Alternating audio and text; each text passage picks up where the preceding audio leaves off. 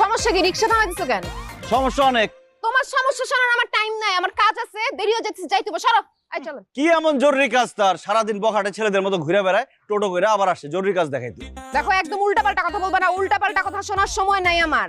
আমারও রুচি নাই তোমার সাথে কথা বলার, কিন্তু আমার মা রে আমাদের বাসায় আনছো কেন? তোমার মতলবটা কি?